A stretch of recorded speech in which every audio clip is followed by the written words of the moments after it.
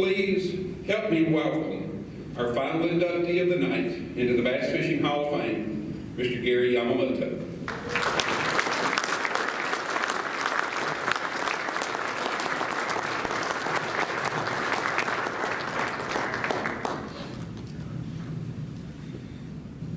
Thank you very much.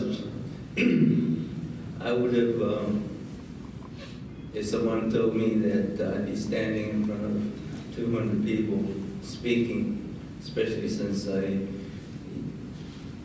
flunked speech class in college, I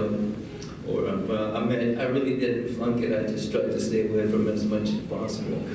But the thing that I wanted Sammy to dwell on more than anything else is the success of my company has been because I have 100 Navajo Indian employees. They, not only do they work hard, but they are probably as talented artists. They develop jewelry, carpets, and what have you. But we put them to work packaging lures. And if one little bait's off balance or not in the right place, they'll reject the bag.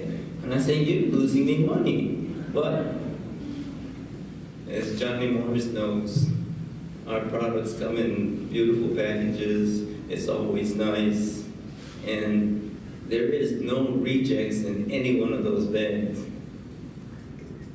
The reason is because these people are so devoted to their jobs and want everything to be perfect. I don't know if it's just when I get to the plant that they sweep up everything and there's no oil spill, there's no dust on the floor, but every time that I've been in there, it's perfect. I can put my plant up against anyone's in this country, and I would bet hands down that we would be the cleanest and nicest. And these are the people that make my success. And no matter what people say, it's not what I do totally, it's because I have so many people behind me. I have some of my key employees here. Danny Burt, my plant manager, we were talking last night, and he says he's been with me for 30 years. Well, I don't even think about him. I just call him up and say, I need this, design this bait for me, or this color, and it's done. And not only that, these people do their job so well that I don't even bother to get to the plant. I might visit them once a year to have them a fish fry because I've been down in Louisiana catching trout and processing the trout and getting it ready for fish fries. The first time I did it, I took a freezer full of fish up to the plant and we had a fish fry, and the Indians would picture me, what is this, you know? Today, they're saying, did you bring enough? So, I guess from all of this, I've had a wonderful life. The fishing industry has brought me, has taken me from a job to a love, and there's no different. The job is my love, and my love is my job. And even to the point that just before I came up here, I was down in Louisiana catching trout, and a buddy, the next door neighbor says, hey Gary, I want to go offshore. Do you want to go with me? And I'm packing my motorhome to get back up here so I can come up here. But I couldn't resist going up with him. So I went out with the gentleman and we caught 4 red snappers. Well, I caught 3 and he caught 1, but you know, that's the way it goes. Like Brother Murray says that a bass fisherman can catch everything. Yeah, I can compete I can fish underneath my boat dock and flip a redfish because I can pitch it underneath there where the redfish are. And I've played around with trout now for the last 15 years, I guess, in and out going to Louisiana where I have a home. I have figured things out that the local fishermen with their bobbers and lures hanging off of it can't catch because I can put bass fishing techniques to use. And I guess the only thing really I can say is that I've had a wonderful life. Let me give you one story though. I have my family here, my 3 sisters that are a little bit older than I am. And when my parents immigrated from Japan, they got to Hawaii, and they spent, I would say, at least 25 years of their life working hard just to survive. And my father was a mason contractor, so he worked very hard. But I guess at that age, they said they wanted to save some money and go back to Japan to visit Japan. So the way my father and mother did it was they leased a piece of property, and I estimate that it was when I was about 3 years old that they leased this property for 5 years. And they planted taro. And then some of you that have gone to Hawaii and tried poi, that's the most lousy thing that you can ever eat. But they planted that because the Hawaiian people liked poi. Taro was mashed into this gooey substance that you could use as glue. But my parents decided to raise taro and make extra money. And so my father would work all week as a mason contractor, digging ditches and pouring concrete and whatever have you. And then on Saturday, took the family, the whole family,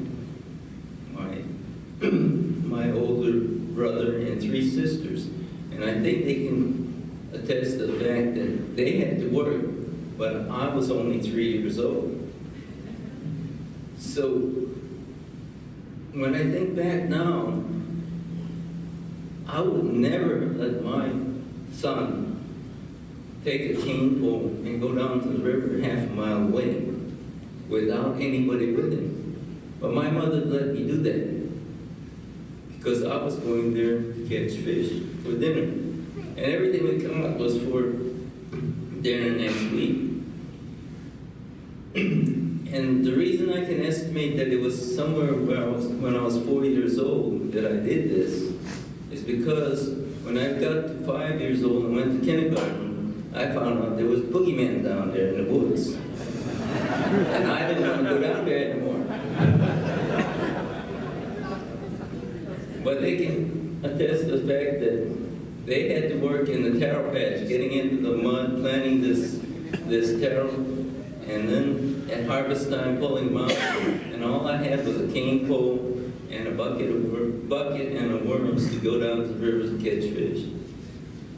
And maybe that's where it stuck. I always loved it.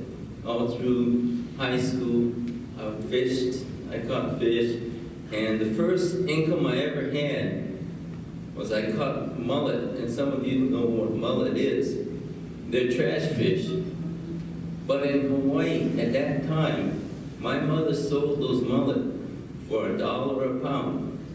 What would that be worth today at $1 a pound in the inflation? It was tremendous income.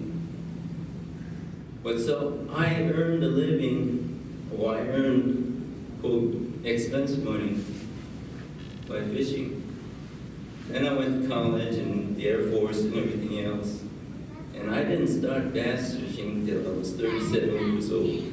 I got to Page, Arizona, and as Sammy said, I got involved with fishing just on the lake. And once I got hooked on it, I was there. I spent money and I spent time and I learned to do it. And Johnny knows he's just sold a lot of my baits. And one of the success stories, I guess, is that I didn't know any better, but I was selling baits in the Los Angeles area, western United States. And this was the time that fishing, bass fishing, lure fishing, was getting popular in Japan. And I was lucky enough when I bought Twin Tees that a distributor out of Japan was buying lures from Twin Tees. So when I bought the company, I also gained a distributor. And then in order to make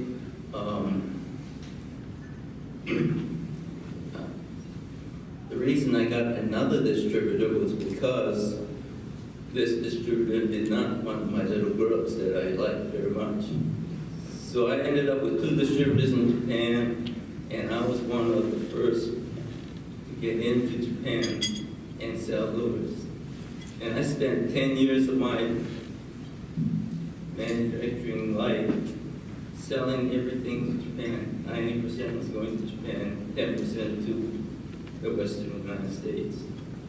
But I saw the writing on the wall after 10 years, and I started bass fishing with Bassmasters and moved to Texas and tried to expand it to the United States. And at that time, I sold nothing to Florida, nothing to the southeastern United States. But today, we sell it all over the world. And I have distribution in Spain, Portugal, Italy. We've gone to South Africa, Korea, and I think there's some going to China.